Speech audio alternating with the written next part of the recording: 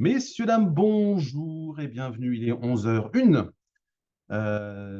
C'est l'heure du webinaire. Bonjour et bienvenue à toutes et à tous pour ce webinaire régional Grand Est, organisé par toutes les CPM de la région Grand Est, où on va vous parler donc arrêt de travail. Je me présente, je suis Julien Godefroy. Je suis référent employeur de la CPM de Meurthe-et-Moselle et je serai votre animateur pour ce webinaire, pour cette fin de matinée que nous allons passer ensemble à parler de l'arrêt de travail de A à Z. Bien sûr, je ne suis pas tout seul. Je suis accompagné de mon collègue Eric, qui est également référent employeur à la CPM de Meurthe-et-Moselle, et de nos deux confrères de la Moselle, à savoir Mathieu et Océane. Tous les trois seront aux commandes du chat pour répondre à toutes vos questions, puisqu'on est là, bien sûr, pour vous donner de l'information, mais également pour répondre à vos questions. Alors, petite précision avant de commencer, de rentrer dans le vif du sujet. Vous avez, pour poser vos questions, le bloc Q et R qui se trouve normalement en bas de votre écran. Donc, n'hésitez pas à utiliser ce bloc-là pour poser vos questions. Donc, mes collègues vous répondront. Le support vous sera bien sûr envoyé après, donc dans l'après-midi, hein, vous sera envoyé après la présentation. Vous avez le support, vous avez les questions. Et on est là pour parler donc de l'arrêt de travail de A à Z. Alors, différents sujets qu'on va bien sûr aborder. On va brosser un portrait un peu général hein, du fonctionnement de l'arrêt de travail sur de la prescription. En fait, j'ai le sujet qui est juste là. De la prescription d'arrêt de travail, on va parler des obligations du salarié, de l'employeur. On va également parler de l'ouverture des droits, puisqu'avant de savoir combien on va payer, on va d'abord chercher à savoir si on peut payer un arrêt de travail. On va parler des salaires de référence et de la durée d'attribution. Donc voilà le planning de ce webinaire qui va durer à peu près 45 minutes. Alors, plus ou moins, ça dépend si vous avez beaucoup de questions. Le sujet étant posé, je suis avec mes collègues. On est parti pour vous parler donc de la prescription d'arrêt de travail. Alors, petite définition au départ, un arrêt maladie est un arrêt de travail délivré par un médecin suite à la constatation que l'état de santé du patient n'est pas compatible avec la pratique de son travail. Alors, je vais te faire déjà une parenthèse, ça marche aussi dans l'autre sens. Euh, Vous avez une prescription d'arrêt de travail de la part du médecin qui dure un certain temps. Au bout de la prescription d'arrêt de travail, votre salarié reprend son activité à la date prévue, tout se passe bien. Petite précision, si jamais vous avez votre salarié qui reprend avant la date prévue, il lui faut le certificat du médecin. Mais j'en reparlerai tout à l'heure.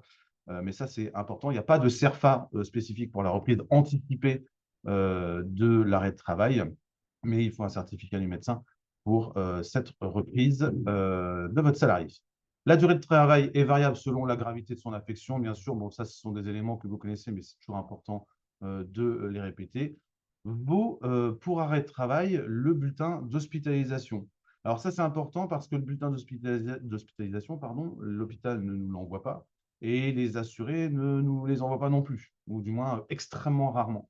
C'est pour ça qu'on vous invite régulièrement, et j'ai même envie de dire systématiquement, on vous invite à nous transmettre les bulletins d'hospitalisation que peuvent vous fournir vos salariés, puisqu'ils vont justifier leur absence auprès de vos services. Donc, ils vous donnent le bulletin d'hospitalisation sur lequel on va avoir une date d'entrée, mais également une date de sortie. Attention, ce n'est pas un bulletin de situation où on a la personne qui est rentrée à telle date et elle est toujours en cours d'hospitalisation. Je parle bien d'un bulletin avec une date d'entrée et une date de sortie. Donc ça vaut arrêt de travail. Et via le compte entreprise sur Net Entreprise, on vous invite bien sûr à nous le transmettre dès que possible. Valent également attestation de présence de cure établie par le centre thermal, ça vaut arrêt pardon, de travail. Donc voilà pour la petite parenthèse. L'incapacité de travail doit être constatée et justifiée, jusque-là tout va bien, pour une durée déterminée, par un professionnel de santé exerçant une profession médicale inscrit à un tableau de l'ordre qui lui est propre, à savoir, et on vous a listé en fait les professionnels de santé qui sont en droit de réaliser un arrêt de travail, le médecin généraliste ou remplaçant, le médecin spécialiste, le médecin hospitalier, le médecin retraité, un chirurgien dentiste, un médecin scolaire, universitaire, associatif, et la sage-femme. Petite parenthèse, le médecin du travail n'est pas en droit d'établir un arrêt de travail. Il y a eu une permission vraiment spécifique à l'époque du Covid, mais c'était temporaire et un médecin du travail ne peut pas faire d'arrêt de travail. Au niveau de la sage-femme, petite précision, la sage-femme peut prescrire des arrêts de travail aux femmes enceintes uniquement dans deux situations. En cas d'interruption de grossesse par voie médicamenteuse, donc dans la limite de 4 jours calendaires, ou en cas de grossesse non pathologique. Une sage-femme ne peut pas établir d'arrêt de travail pour une grossesse pathologique. Les fameux 14 jours de congé pathologique, c'est en cas de grossesse non pathologique uniquement, et c'est un maximum de 15 jours qu'elle peut prescrire. L'arrêt de travail débute à la date de l'examen médical, de constatation de l'incapacité de travail. Donc, date de consultation, vous avez votre salarié qui va consulter son médecin le 2 mars 2024. Son arrêt débute le 2 mars 2024. Ça me permet de préciser que vérifiez bien en fait les arrêts que vont vous donner vos salariés. Donc, ils vous donnent le volet 3, pour nous c'est le volet 1 et 2. Et surtout, ce qui est important, c'est d'avoir la date de signature, la date en fait en bas de l'arrêt de travail. Donc, soit régulièrement, malheureusement, des arrêts de travail papier, où en fait on n'a pas la date en bas à gauche, on a juste la date de début d'arrêt de travail qui se trouve au milieu de la prescription. Mais ça ne suffit pas. Il faut que l'arrêt de travail soit daté. Et donc, on a la date de consultation au 2 mars 2024. L'arrêt commence le 2 mars 2024. C'est la constatation de l'état de santé. Alors, il y a bien sûr des exceptions à la règle. Donc, de manière très exceptionnelle, pour le cas où le patient n'a pas pu rencontrer son médecin le jour J, donc là, le 2 mars 2024 dans l'exemple, il est possible que l'arrêt débute 1 ou 2 jours avant la date, voire 1 jour après. Donc, il y a une tolérance qui est faite par rapport aux prescriptions, mais le médecin ne peut pas aller au-delà de cette tolérance. Hein, c'est extrêmement cloisonné, c'est extrêmement limité. On ne peut pas donner un arrêt de travail avec 4 jours d'anticipation. Voilà, on est le lundi, je te donne mon arrêt de travail pour vendredi. Non, non, ce n'est pas comme ça que ça fonctionne, bien sûr. Ça, vous le savez. Il y a une tolérance par rapport au fait qu'on ne puisse pas forcément voir son médecin le jour de la constatation médicale. Donc, on a ce fameux délai de 1 ou 2 jours avant ou de 1 jour après. Vous avez votre arrêt de travail, mais surtout, vous allez avoir des enchaînements d'arrêt de travail. Ça, vous le savez, on peut avoir des prolongations. Lorsqu'un avis de prolongation, alors, j'ai une prolongation qui succède à un arrêt initial, ça, il n'y a pas de souci, on va enchaîner l'indemnisation. La particularité, c'est quand on a un avis de prolongation qui ne succède pas directement à l'arrêt initial, il existe une tolérance qui permet de rattacher cette prolongation à l'arrêt initial et de couvrir les jours de la période d'intervalle. Je vais vous donner quelques exemples. Alors, on va avoir, par exemple, des prescriptions médicales qui ne sont pas jointes. On va appliquer en fait une liaison des arrêts de travail. Si on a un jour férié ou non férié entre deux prescriptions, à savoir que la prescription qui suit est bien une prolongation. Hein, ça, c'est important. Si c'est une cochée en initiale, ça ne marche pas. Donc, 2 jours du week-end, un arrêt qui s'arrête le vendredi et qui commence le lundi en prolongation, on va lier le week-end, bien sûr. On a également un jour de week-end et un jour férié ou non férié, un jour férié plus un jour non férié, ou alors, exceptionnellement, le week-end plus un jour férié ou non férié. Donc, on a une tolérance de 3 jours. Je vous donne un exemple. On a un arrêt de travail qui va du 1 au 3. C'est un arrêt initial. Puis, on a un avis de prolongation qui va commencer le 7. Et bien coché prolongation.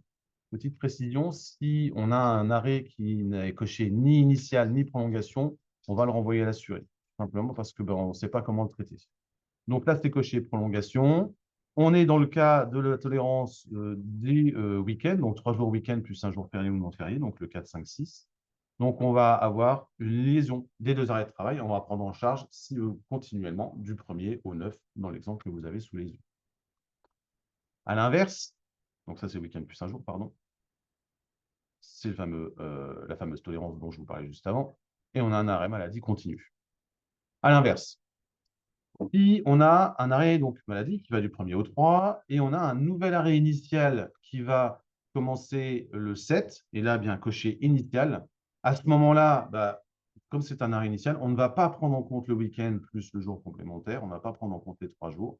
On est bien sur un nouvel arrêt, on est sur un nouveau départ, et qui dit nouveau départ dit nouvelle attestation de salaire. Donc, pareil, là, soyez vigilants quand vous recevez un arrêt de travail de la part d'un de vos salariés. Vous avez la possibilité de les prévenir si vous voyez que c'est coché initial, alors que c'est une prolongation, que ce n'est pas en continu, que c'est discontinu, etc. Voilà, peut-être dire, peut-être revoir avec ton médecin parce que visiblement, l'arrêt, en fait, est mal coché. Après, ça arrive, hein, les erreurs, c'est tout à fait normal. Donc, mais ça permet d'éviter les trous d'indemnisation en cours de route. Vous pouvez nous contacter pour dire, on ne comprend pas, notre salarié est en arrêt non-stop depuis telle date et vous avez arrêté l'indemnisation à telle date. Oui, mais parce qu'entre-temps, on a reçu un arrêt initial discontinu et du coup, on traite comme un arrêt initial. Nous, on attend une attestation de salaire. et ça peut provoquer des quiproquos. Et du coup, vous attendez une indemnisation qui ne vient pas. Nous, on attend une attestation de salaire qui ne vient pas, etc. Enfin, vous connaissez le principe. Donc, vigilance par rapport à ce point-là et l'enchaînement des prescriptions d'arrêt de travail. Le bulletin d'hospitalisation est considéré comme un arrêt initial, sauf si, bien sûr, il est juxtaposé tout de suite à un arrêt précédent, alors initial ou prolongation. Mais il ne faut pas qu'il y ait de rupture entre un arrêt et un bulletin d'hospitalisation. Si on a un jour entre un arrêt et un bulletin d'hospitalisation, à ce moment-là, on va considérer que le bulletin d'hospitalisation, c'est un arrêt de travail initial. Petite particularité concernant la prescription pour les reprises de travail de moins de 48 heures. Vous avez, je vais prendre directement l'exemple. En fait, vous avez votre salarié qui est en arrêt maladie du 1er au 5, c'est un arrêt initial. Et puis, son état de santé lui permet de reprendre son activité. Il dit, OK, je peux reprendre mon activité. Il reprend le 6. Sauf que, en fait, en fin de journée, il se rend compte que ça ne va pas du tout, ou le 7. Voilà, il se rend compte que ça ne va pas du tout. Et il va voir son médecin. Son médecin lui prescrit un arrêt de travail en prolongation. Et je dis bien en prolongation. À ce moment-là, on va considérer qu'on a bien une prolongation. La particularité par rapport aux situations qu'on a vues avant, puisque là, il y a une reprise de l'activité. Dans les cas que je vous ai expliqué avant, on n'avait pas de reprise de l'activité. Là, on a une reprise de l'activité. On ne va pas verser d'indemnité journalière pour la journée du 6, puisqu'il a repris l'activité, à partir du moment où la journée est commencée et due par l'employeur. Donc, on ne couvre pas le 6. Par contre, on va indemniser à partir du 7 sans prolongation. Sans carence, excusez-moi. On va indemniser sans carence parce qu'on aura une reprise de travail de moins de 48 heures. Donc là, il faut simplement vous prévenir que vous avez votre salarié qui a repris pour la journée du 6. Et nous, on va bien prendre en compte la prolongation à compter du 7. On va neutraliser la journée du 6 qu'on ne va pas indemniser, mais ça permet d'éviter à votre salarié d'avoir une nouvelle carence. Donc là, vous nous prévenez tout simplement et ça permet de faire la continuité de la prise en charge de l'arrêt de travail. Attention, si à l'inverse, et je reviens sur l'exemple qu'on avait tout à l'heure, vous avez, après la reprise, un arrêt de travail qui est coché en initial, après une reprise de moins de 48 heures, on est sur un arrêt initial, on est forcément sur une nouvelle attestation de salaire avec application d'un nouveau délai de carence, dans la plupart des cas. Donc, pareil, vigilance par rapport à ça. Si vous avez votre salarié qui a repris une journée et qui, derrière, vous présente un avis initial ou de prolongation, on ne va pas le traiter de la même façon. Et vous voyez qu'on va avoir peut-être une journée neutralisée si on a une reprise de l'activité. Voilà. J'espère que c'est clair pour tout le monde. Je vois qu'il y a eu quelques questions. Mes collègues sont chargés. Si vous avez des questions, n'hésitez pas à les poser. Donc voilà, pour la gestion des prescriptions d'arrêt de travail, je pense que c'est plutôt clair pour tout le monde. Alors, comment prévient-on la reprise du salarié pour un jour? Alors, selon les caisses, vous avez plusieurs façons. Vous avez possibilité d'appeler le 3679, par exemple. Vous avez, selon les caisses, vous avez possibilité de passer par le compte entreprise également. Si vous envoyez, par exemple, vous renvoyez l'attestation de salaire initiale avec un commentaire, vous pouvez mettre des commentaires sur le compte entreprise dans les pièces jointes en précisant que votre salarié est en prolongation à partir de telle date, mais a repris telle date.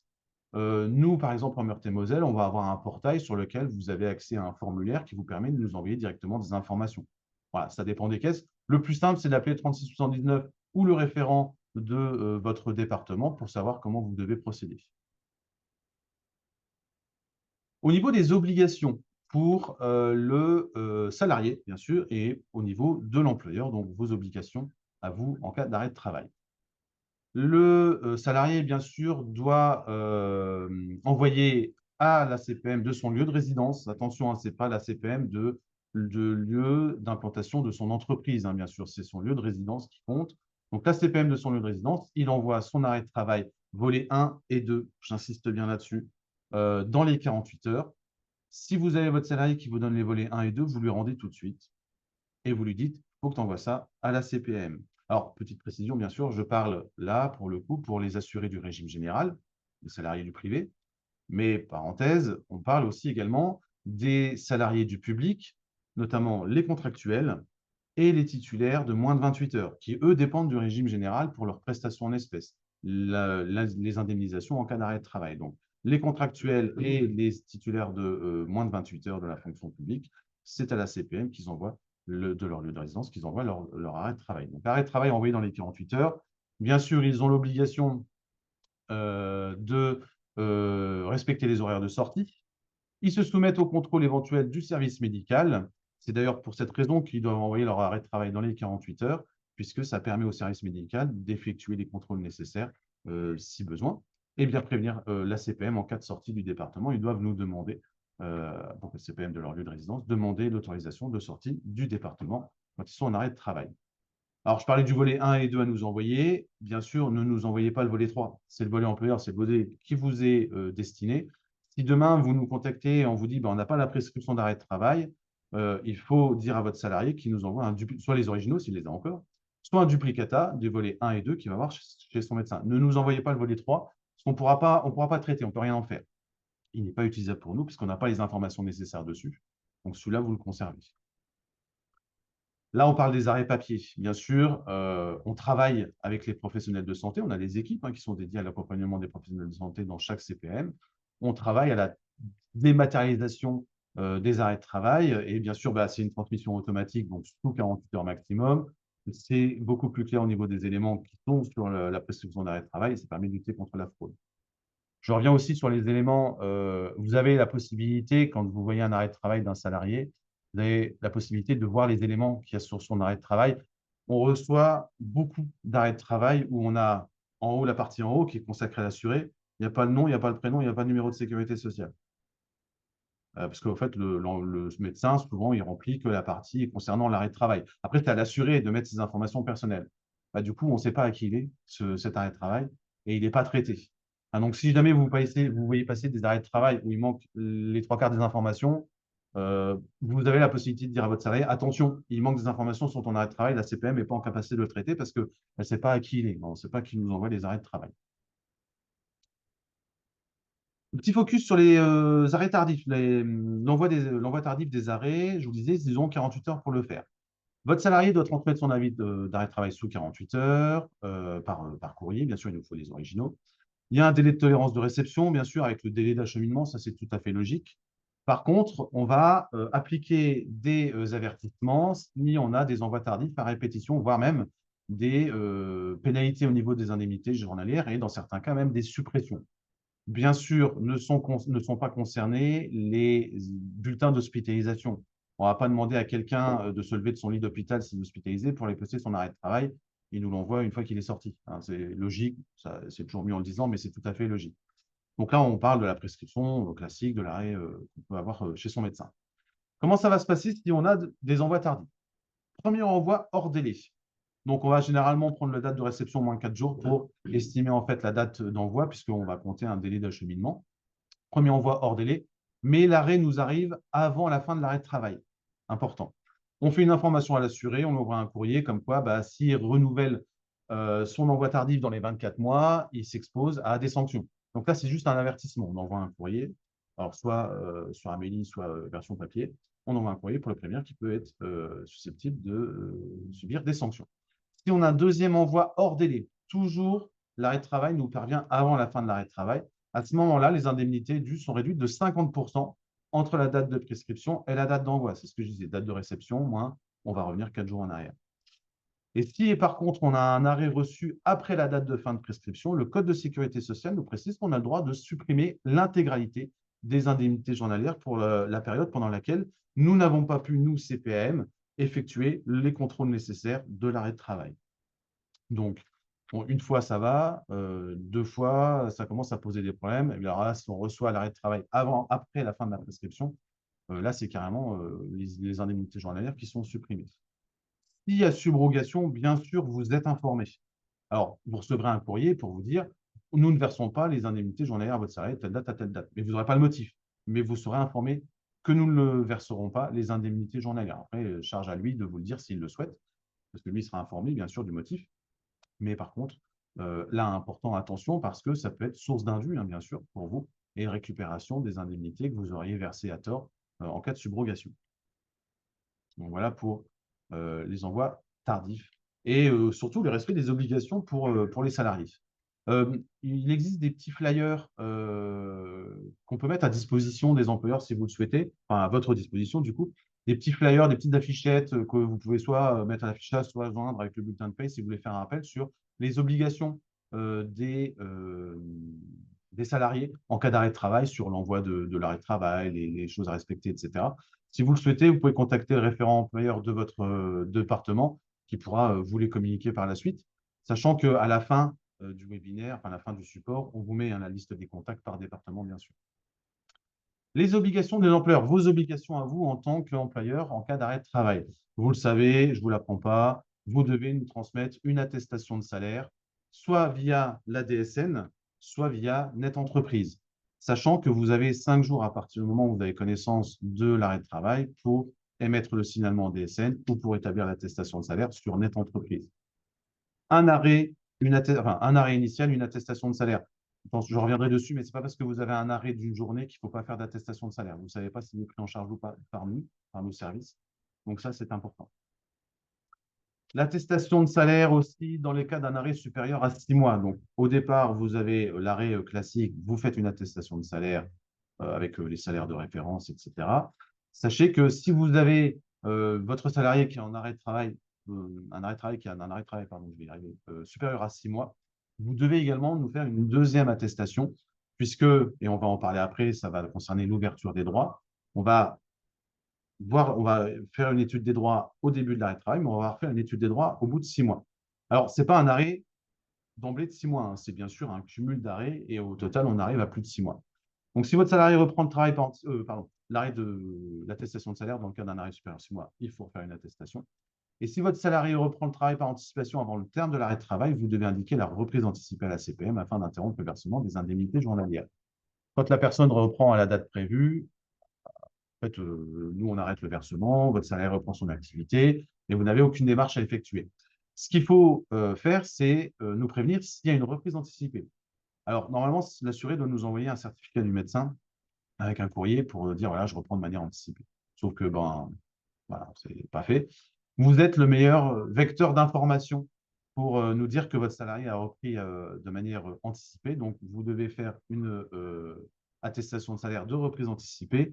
Il y a 2 informations à mettre, hein, c'est la date de reprise tout simplement. Nous, ça nous permet d'arrêter les versements d'indemnités journalières et surtout d'éviter les indus. Donc, d'éviter des démarches administratives pour vous, votre salarié et pour nous. Tout le monde les gagne. Donc voilà pour les obligations pour le salarié et l'employeur. Bon, je pense que vous les connaissiez, mais c'est toujours bien de les redonner. Notion importante, l'ouverture de droits, je le disais, avant de savoir à qui on paye, avant de savoir combien on paye, nous, on va surtout s'attacher de savoir si on a droit de payer. Est-ce que le salarié a rempli les prérequis nécessaires pour pouvoir bénéficier de l'arrêt, des indemnités journalières? L'ouverture des droits est déterminée par le dernier jour de travail indiqué sur l'attestation de salaire. C'est à cette date-là qu'on va étudier l'ouverture de droits. Donc, le dernier jour de travail se situe toujours la veille de l'arrêt. Bon, sauf exception, bien sûr. Si le salarié a déjà entamé sa journée de travail, à ce moment-là, la journée est due par l'employeur. Donc, le DJT, c'est le jour où il a travaillé, bien sûr. On va avoir le même cas aussi pour les accidents de travail. Le dernier jour de travail, c'est le jour de l'accident de travail, puisqu'il était au travail. Donc, la journée est due par l'employeur. Donc, on va avoir le dernier jour de travail, notion importante qui va nous permettre de débuter l'étude pour les droits, pour l'ouverture des droits. Là, petit exemple, on a un salarié qui a travaillé non, pardon, je ne sais pas si vous voyez ma souris. Donc, c'est celui de tableau de gauche, pardon. Donc, on a un salarié qui est absent le lundi 15 au matin pour maladie. Le dernier jour de travail, c'est le 14, c'est le dimanche. Même s'il n'a pas travaillé, ce n'est pas grave, c'est la veille de l'arrêt de travail. Et ce que j'ai expliqué justement, si on a donc un salarié qui a commencé sa journée de travail, moi ce soir, je vais chez le médecin, il me prescrit un arrêt de travail qui commence aujourd'hui, bien sûr, mon employeur va préciser que le DJT, c'est aujourd'hui. Donc là, on a un arrêt de travail qui commence le 15, je travaille le 15, le DJT, c'est le 15, tout simplement. Pardon. Donc, une notion importante, puisque, en fait, à partir de cette date, nous, on va remonter sur une période précédente pour déterminer si la personne a assez travaillé en nombre d'heures ou assez cotisé sur des salaires qui sont fixés pour pouvoir bénéficier d'indemnités journalières. Donc, on va avoir 2 cas, c'est le salarié standard et le salarié en activité discontinue. Le salarié standard, c'est l'activité mensuelle, hein, tout simplement. Donc, pour un salarié standard, l'étude pour le versement aux indemnités journalières pour un arrêt de travail inférieur à 6 mois, donc là, on est sur un arrêt basique, s'effectue sur les heures effectuées sur les 3 derniers mois civils précédant l'arrêt de travail ou les salaires cotisés sur les 6 mois précédents. Donc, le cas général, l'arrêt de travail est inférieur à 6 mois. On va remonter 3 mois. De toute façon, vous le savez, hein, quand vous remplissez l'attestation de salaire, vous mettez le nombre d'heures sur les 3 mois civils précédant l'arrêt de travail. Et si ce nombre d'heures est inférieur à 150, puisque c'est le minimum pour avoir l'ouverture de droit, vous allez préciser les salaires soumis à cotisation, le montant des salaires soumis à cotisation sociale. Et pour pouvoir bénéficier sur les 6 mois civils précédant l'arrêt de travail, et pour pouvoir bénéficier de l'ouverture de droit, il faut que ces salaires soient supérieurs à 1015 fois le SMIC horaire. Donc, sur 6 mois, ça fait à peu près 11 800 euros. Alors, on dit, je n'ai pas la virgule, mais c'est à peu près ça. Donc, vous remplissez sur l'attestation de salaire soit le nombre d'heures. Si c'est supérieur à 150 heures, vous passez à la suite. Et si ce n'est pas le cas, vous mettez les salaires. Donc, avec un petit exemple, parce que ça va toujours mieux avec un visuel, on a un arrêt de travail au 15 juillet avec un DJT au 14 juillet. On a les 150. On va regarder donc les fameuses 150 heures sur les 3 mois suivis précédant l'arrêt de travail, avril, mai et juin. Okay. Si vous avez le nombre d'heures, c'est bon. Sinon, on va avoir besoin de savoir si la personne a cotisé au moins sur des salaires équivalents à 1015 fois le SMIC horaire sur les 6 mois civils précédant l'arrêt de travail, donc janvier, février, mars, avril, mai, juin. Voilà, tout simplement. On va toujours aller chercher l'ouverture de droit. C'est notre objectif, c'est de payer les indemnités journalières. Si votre salarié n'a pas les 150 heures ou n'a pas les 1015 fois le SMIC horaire, c'est possible que sur un compte-rendu d'attestation de salaire, on vous demande de nous envoyer l'information des heures travaillées sur les 90 jours précédant l'arrêt de travail de date à date. Donc là, par exemple, ce serait du 14 avril au 14 juillet, donc la veille de l'arrêt de travail. Parce que comme il a quand même travaillé au mois de juillet, pendant 14 jours, on se dit peut-être qu'on peut rajouter des heures et à ce moment-là, obtenir l'ouverture de droit. Donc, et là, je fais une petite parenthèse, les arrêts de travail sont, pardon, pas les arrêts de travail, les comptes rendus des attestations de salaire sont extrêmement importants. C'est important que vous les consultiez, positif ou négatif, parce que des fois, on a besoin d'informations complémentaires et sans ça, on ne peut pas payer. Donc, c'est important. On va avoir le cas des arrêts de travail supérieurs à 6 mois maintenant, parce que je vous disais, en fait, on a besoin d'une nouvelle attestation de salaire si l'arrêt de travail dépasse 6 mois, et à ce moment-là, on va regarder d'autres informations. On va avoir déjà besoin, donc là, c'est l'arrêt de travail qui dure plus de 6 mois. Je reprends mon exemple de l'arrêt de travail qui commence au 15 juillet. Il va y avoir d'abord des conditions administratives. Donc, c'est 600 heures d'activité salariée ou 2030 fois le SMIC horaire sur les 12 mois civils précédant l'arrêt de travail. D'accord? Donc, on faisait 150 heures sur 3 mois. Bon, ça fait 600 heures sur 12 mois. Et 2030 fois le SMIC horaire sur 12 mois au lieu de 1015 fois le SMIC horaire sur 6 mois. Et on va rajouter une condition d'immatriculation. Il faut que l'assuré soit obligatoirement immatriculé depuis minimum 12 mois à la date de l'arrêt. Et on rajoute une condition médicale, puisque le service médical qui va être consulté doit donner son accord pour la prise en charge de l'arrêt de travail supérieur à 6 mois. C'est cumulatif. C'est pas, alors, c'est 600 heures ou 2030 fois le SMIC horaire, mais c'est bien les conditions administratives plus la fameuse condition médicale avec l'accord du service médical pour la prise en charge. Je vois qu'il y a quelques questions. Bon, mes collègues sont en train de vous répondre. Ben, c'est parfait. N'hésitez pas à leur poser des questions. Ils adorent répondre aux questions. Ça, ils me l'ont dit. Ils m'ont dit surtout, Julien, précise bien qu'ils posent des questions. On veut qu'ils nous posent des questions pendant 45 minutes. Ça, il n'y a aucun souci. Vous pouvez en profiter. On est là pour ça. Voilà. Donc, au niveau de l'ouverture de droit sur le cas standard, voilà comment ça fonctionne. Alors, ça paraît un peu chaotique au début, mais en fait, à partir du moment où on a compris qu'il y a un nombre d'heures ou qu'on doit avoir cotisé sur un certain salaire sur telle ou telle période, après, bon, ça va tout ça. De toute façon, les informations, vous les avez. Donc, c'est ce que je disais, hein, les 3 conditions à remplir pour les arrêts de travail plus de 6 mois, l'immatriculation, l'ouverture des droits plus de 6 mois et la justificative médicale. On va avoir maintenant les activités dites continues, où on a, pour un salarié discontinu, profession à caractère saisonnier ou discontinu. Donc, on va avoir les intérimaires, on va avoir, par exemple, les assistantes maternelles qui sont payées en CESU, les VRP, etc., etc. Donc, c'est l'inverse du cas standard mensualisé. Donc, l'étude ou le versement aux indemnités journalières s'effectue sous les heures effectuées sur les 12 derniers mois. En fait, on va retrouver presque les mêmes conditions que pour les arrêts de plus de 6 mois pour le cas standard. Parce que si on se contente des 3 derniers mois, vu que ce sont des activités discontinues et régulières, on pourrait, sans le vouloir, pénaliser, soit en termes d'ouverture de droit, soit en termes de montant d'indemnité journalière, on pourrait pénaliser les assurés. Donc, pour être sûr d'avoir la possibilité de verser des indemnités journalières, on va lisser l'ouverture de droit et on va partir sur 12 mois directement. Et on retrouve sur les 12 mois civils précédant l'arrêt de travail, avoir travaillé au minimum 600 heures ou avoir cotisé sur les salaires équivalents à 2030 fois le SMIC horaire sur les 12 mois civils précédant l'arrêt de travail. Donc, ça, ce qui fait à peu près 23 700 euros. Je ne vous donne pas la virgule non plus, mais c'est à peu près ça. Donc, on a un arrêt inférieur à 6 mois. J'ai toujours mon arrêt de travail au 15 juillet. On est sur les activités discontinues, toujours. On va regarder sur l'année précédente, les 600 heures ou 2030 fois le SMIC horaire. Et pour un arrêt de travail qui dure plus de 6 mois, en fait, on va avoir la même condition qu'on reste sur l'année précédente. Par contre, on rajoute, comme pour les activités standards, la condition d'immatriculation et bien sûr l'accord du service médical pour la prise en charge.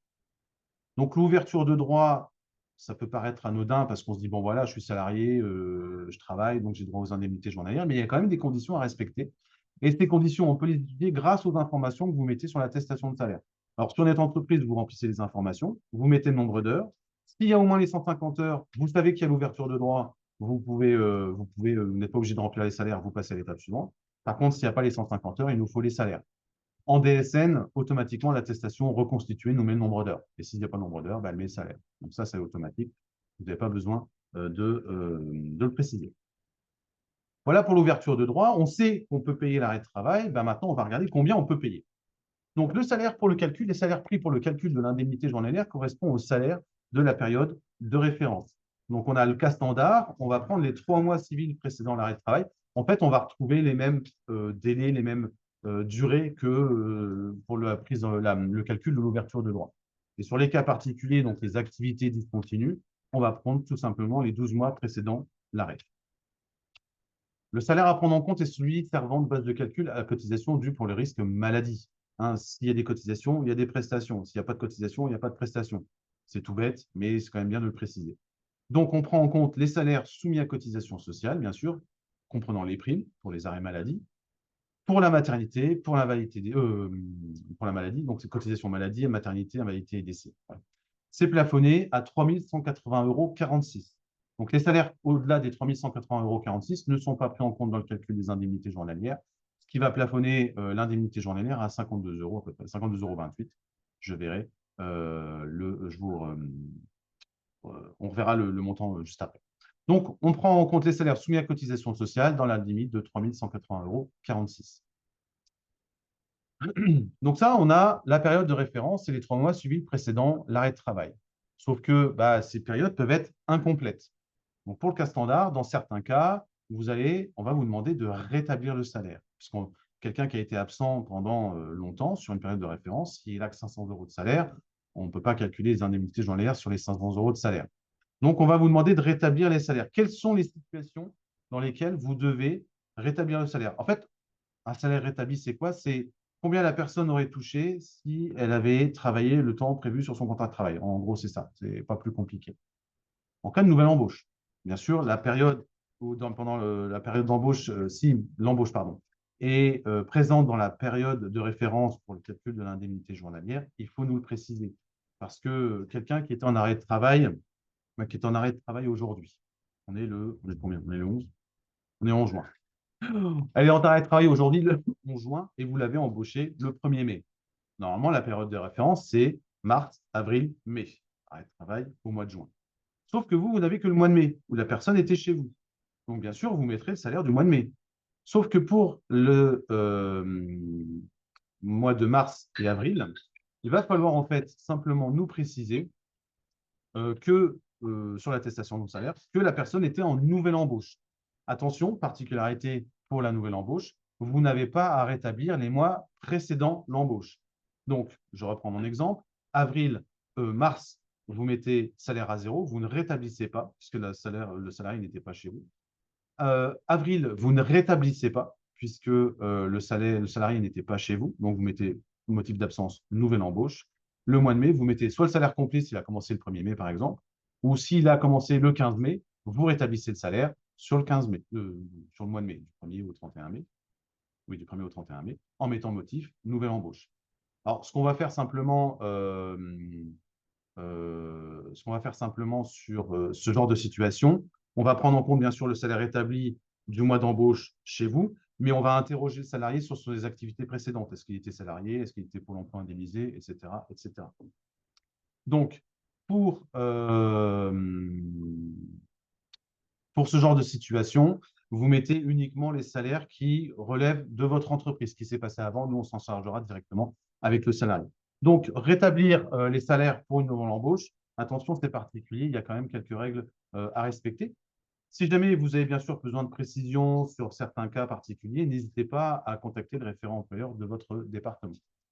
Alors, on va également rétablir les salaires en cas d'absence maladie, maternité, paternité, la journée citoyenne, s'il y a eu un arrêt pour accident de travail ou maladie professionnelle, fermeture temporaire de l'établissement, absence autorisée par l'employeur pour un PPT, période de chômage partiel ou même d'une grève. Attention, la grève étant autorisée par l'employeur, c'est forcément à rétablir.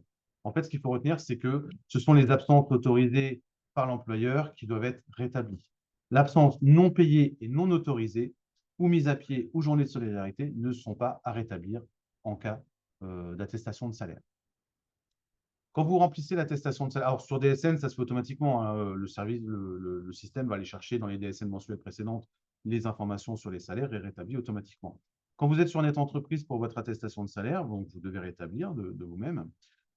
Et vous avez, quand vous êtes sur l'étape 5, 2 sur 2, pour vous donner la page précise, vous avez les salaires rétablis. Et là, vous avez différents motifs, ceux que je viens énumérer, nouvelle embauche, maladie, etc., etc. Vous avez également le motif absence autorisée. Ne l'utilisez, ce motif absence autorisée, que s'il y a plusieurs types d'absences de différents motifs sur un même mois. Parce que, en fait, les absences qui permettent le rétablissement vont donner droit à des équivalences en nombre d'heures. Par exemple, vous avez quelqu'un qui est en arrêt de travail pendant 15 jours, eh ben, vous mettez absence maladie, et on sait que pendant 15 jours, on va pouvoir lui appliquer une équivalence de 7 heures par jour travaillées pendant 15 jours. Ce qui fait que ça, on va venir les ajouter à l'ouverture de droit, pour le calcul de l'ouverture de droit. Ce qui fait que si jamais la personne n'est pas à 150 heures exactement, bah, peut-être que cette absence rétablie avec un motif bien identifié va permettre d'obtenir l'ouverture de droit. Donc, ne mettez pas juste absence autorisée parce que bah, du coup, nous, on ne sait pas quoi en faire et on ne la prend pas en compte. Au niveau du montant de l'indemnité journalière, alors ce n'est pas compliqué, hein, on va calculer le revenu d'activité antérieure en fonction de l'attestation de salaire, le montant que vous nous donnez. On va prendre les salaires bruts des 3 mois de référence qu'on va additionner. On va diviser par 91,25 très précisément. Oui, tout à fait, Tiffen, hein, on vous envoie le support dans l'après-midi, on vous l'enverra. Donc, on prend la moyenne des trois salaires de référence, on divise par 91,25. En fait, c'est 365 divisé par 12 fois 3. Hein, comme ça nous donne une moyenne, chaque mois n'étant pas équivalent, donc ça nous donne une moyenne de jours par mois. Et on va donner 50% de ce montant-là. Si on est sur une activité standard, c'est ça. Si on est sur une activité discontinue, bah, comme on l'a vu, hein, on prend les 12 derniers mois, donc c'est le salaire brut des 12 mois de référence divisé par 365 et on vous donne 50%. Le plafond, c'est 3 180,46 €, ce qui nous fait une indemnité journalière plafonnée à 52,28 €. Alors attention, bon, je ne vais pas détailler, mais il y a une règle particulière hein, pour justement les personnes qui sont multi-employeurs. Vous avez un salarié qui est multi-employeur. Si le total de ses indemnités journalières dépasse les 3 000, de ses salaires, pardon, dépasse les 3 180,46 €, il y aura un versement au prorata des salaires acquis chez chaque employeur, soit au salarié, soit en subrogation. Je ne rentre pas dans le détail du calcul, mais des fois, vous pouvez avoir des montants d'indemnités journalières qui sont différents de ce que vous avez calculé, de ce que nous on a versé. C'est peut-être parce que justement, on a atteint certains plafonds. Vous contactez la CPM et on vous explique le pourquoi du comment.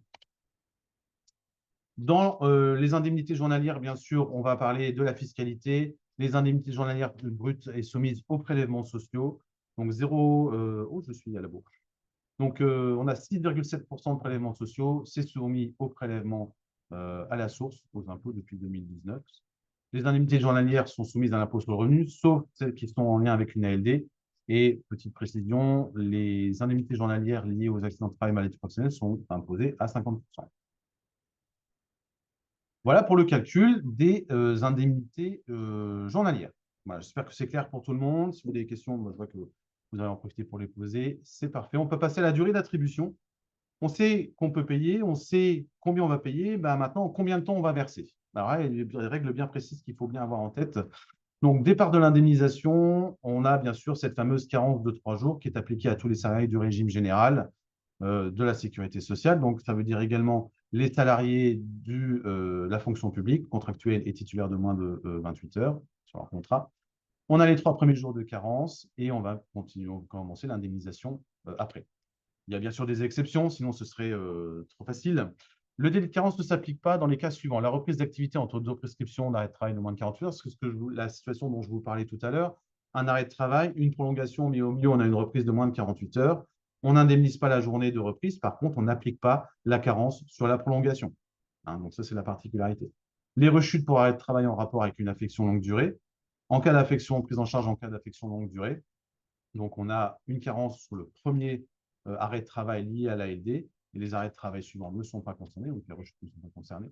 L'arrêt maladie prescrit suite au décès d'un enfant de moins de 25 ans, l'arrêt de travail pour fausse couche depuis peu, et vous avez également l'arrêt de travail maladie lié à une couche pathologique. Donc, ce n'est pas indemnisé au titre maternité, c'est au titre maladie. Ça colle tout de suite le congé postnatal, le congé maternité, et là, il n'y a pas d'application de la carence. Ce qui veut dire que, bah, en fait, selon la situation, on peut avoir une carence ou pas. Donc, surtout, n'oubliez pas d'établir soit un signalement d'événement en DSN, soit une attestation de salaire sur Net Entreprise dès le moindre arrêt, puisqu'on peut être amené à indemniser dès le premier jour. Et en plus, vous n'êtes pas à l'abri qu'il y ait une prolongation et donc, du coup, que l'arrêt devienne indemnisable. Donc, ça, c'était par rapport au délai de carence. Là, c'est pendant combien de temps on va verser et on va avoir 2 cas de figure sur la durée d'indemnisation d'un arrêt de travail. L'affection non individualisée, en fait, là, on va parler des affections, des maladies hors affection longue durée, celles qui nécessitent des arrêts beaucoup plus longs et des prises en charge spécifiques au niveau des soins. Donc, affection non individualisée, c'est… oui, il vous sera envoyé par mail, Nathalie, hein, le support, hein, pas de souci. Donc, affection non individualisée, c'est les petits arrêts. Alors, les petits arrêts, le grippe, bronchite, hein, c'est du costaud, mais ça reste des petits arrêts, migraine, le rhume, etc., la gastro, enfin voilà, c'est l'arrêt, on va dire, classique, entre guillemets.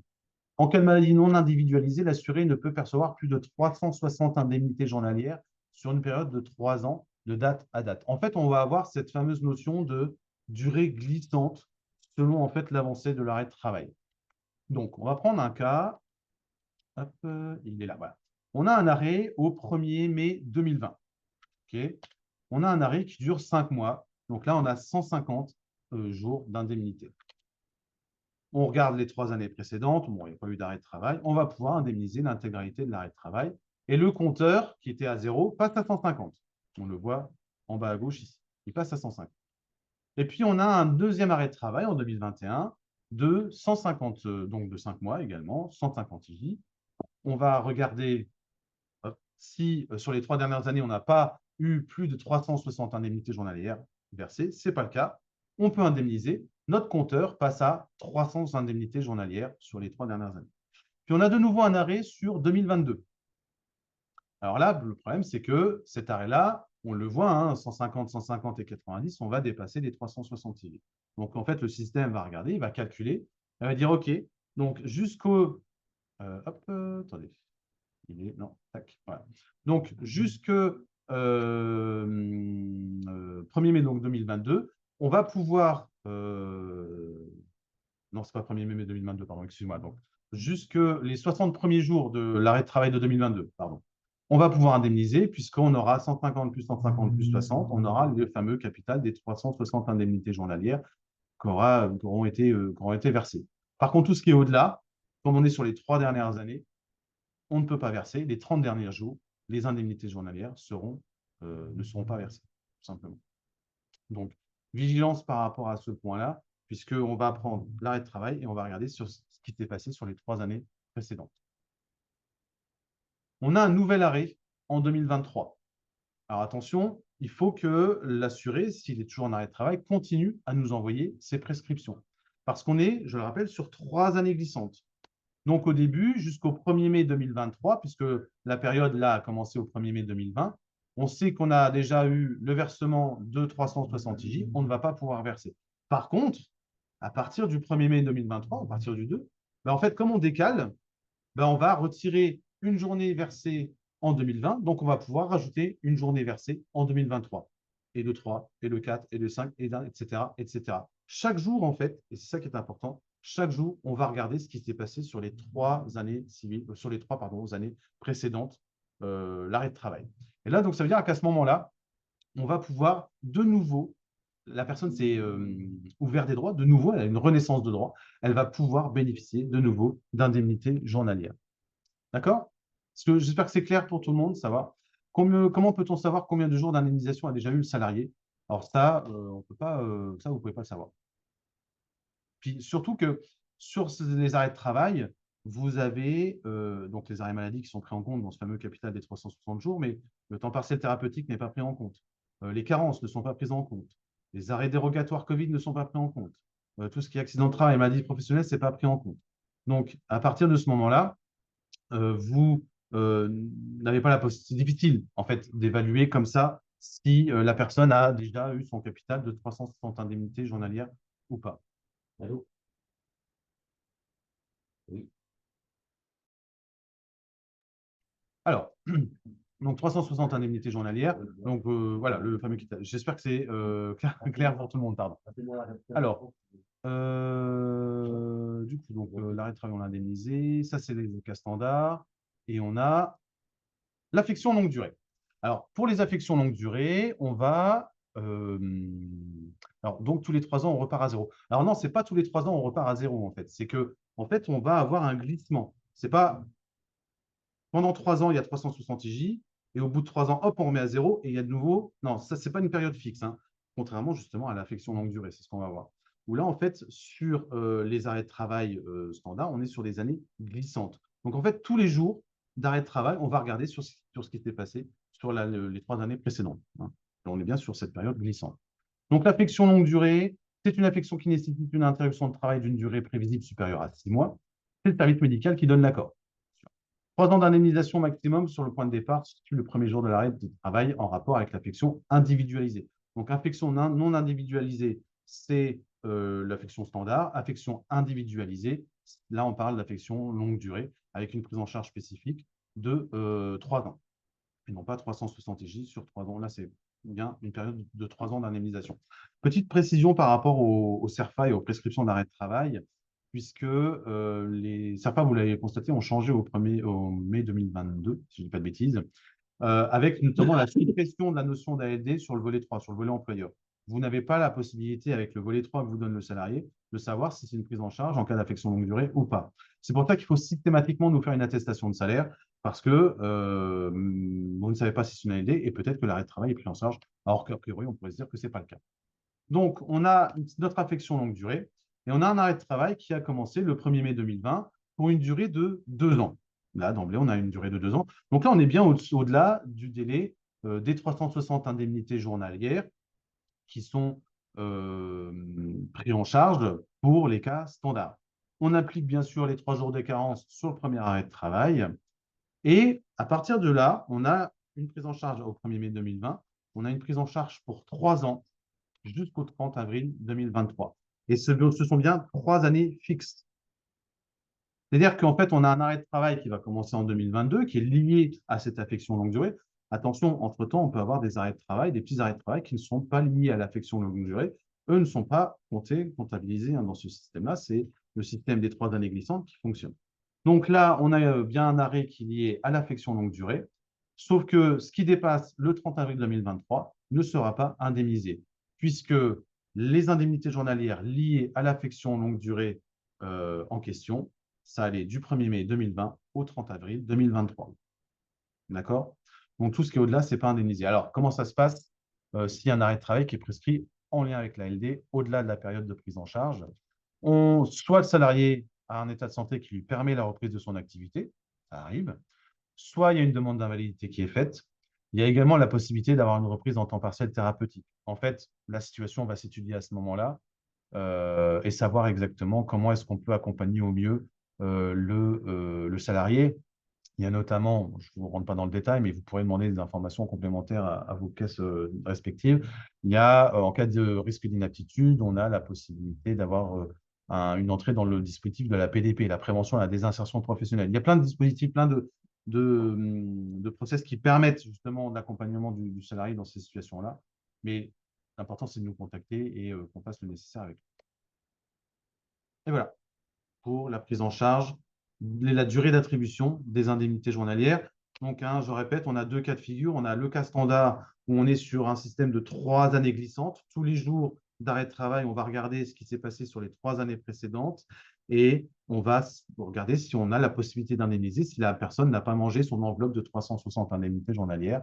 Et le cas des affections longue durée, où là, c'est 3 ans fixes et pendant 3 ans, on prend en charge les indemnités journalières liées à l'ALD. Au bout de 3 ans, ça s'arrête. À chaque nouvelle ALD, on ne le souhaite pas bien sûr, mais chaque nouvelle ALD ouvre un nouveau délai de 3 ans. Hein, c'est 3 ans par type d'affection longue durée. Donc voilà pour la gestion des indemnités journalières en cas d'arrêt de travail. Vous avez l'ouverture de droit, vous avez la gestion des prescriptions, vous avez les obligations, vous avez la durée d'attribution, le calcul. Là, vous êtes paré. Et surtout, parce que là, on vous donne des informations générales, on vous répond à quelques-unes de vos questions. Surtout, si vous avez des questions, n'hésitez pas à nous contacter. On n'est pas juste là pour vous faire un webinaire et vous donner des informations pendant 45 minutes, voire même un petit peu plus, parce que je l'ai passé. On est vraiment là pour vous accompagner dans les démarches, que ce soit d'un point de vue réglementaire, sur le fonctionnement des indemnités journalières. Là, on a parlé de la maladie, mais il y a la maternité, paternité, le temps partiel thérapeutique, il y a les accidents de travail, les maladies professionnelles, mais également d'un point de vue technique, les téléservices de l'assurance maladie, Net Entreprise, la DSN, le compte entreprise, les pièces jointes, la déclaration d'accident de travail, etc., etc. Vous avez bien sûr tout un tas d'informations sur Net Entreprise. Vous avez une base de connaissances qui est très fournie. Vous êtes sur la page d'accueil en bas à droite. Vous avez la base de connaissances, je vous invite à consulter. Vous avez des formations, vous avez des modules, vous avez des vidéos, enfin, vous avez tout un tas de choses. Et vous avez bien sûr Amélie Entreprise. On connaît le site Amélie pour les salariés, il y a pour les professionnels de santé. Vous avez une page dédiée aux entreprises que vous pouvez consulter. Vous avez déjà sur cette page Amélie Entreprise beaucoup d'informations sur la gestion de l'absentéisme dans votre entreprise. Et vous avez, donc, selon les départements, vous avez moyen de contacter les référents employeurs, donc Eric ou moi pour le 54, Mathieu ou Océane pour le 57 également. Et vous avez voilà, tous les contacts nécessaires. On a fait le tour. Est-ce qu'il vous reste des questions auxquelles on n'aurait pas répondu? Donc, je le rappelle, hein, le support, on vous l'envoie dans l'après-midi. Donc, vous aurez le support. Quand je vais finir le webinaire, vous aurez une fenêtre navigateur qui va s'ouvrir. C'est une petite enquête. Il y a 3 questions sur est-ce que ce webinaire a répondu à vos attentes, hein, donc, n'hésitez pas à nous le dire. Vous avez aussi un libre commentaire si vous souhaitez nous donner des informations sur comment améliorer ces webinaires qui vous sont dédiés. Hein, donc, ça, je le répète, là, c'est un webinaire régional, donc organisé par la région Grand Est. Aujourd'hui, c'était la Meurthe-et-Moselle et la Moselle qui présentions ce webinaire. Il y en a un autre au mois de septembre et un autre au mois de novembre, si je ne dis pas de bêtises, sur d'autres sujets. Donc, vous serez bien sûr invité hein, également. Ce sera présenté par d'autres départements. Et s'il y a des sujets que vous souhaitez qu'on traite également, n'hésitez pas à le préciser dans la petite enquête à la fin. Et vous avez possibilité à demander à être contacté par un référent de votre département. J'ai tout dit. Je vais pouvoir vous libérer et vous souhaiter un bon appétit. Merci Eric, merci Mathieu, merci Océane d'avoir répondu aux questions et d'avoir accompagné nos employeurs aujourd'hui avec moi. Merci pour votre participation active et votre présence. J'espère que c'était clair, net et précis, mais visiblement, ça vous a plu. Donc, merci à vous pour vos retours. Je vous souhaite un bon appétit, un bon après-midi. Prenez soin de vous, prenez soin de vos salariés et je vous dis à bientôt pour de nouveaux webinaires et de nouvelles informations. À bientôt. Au revoir.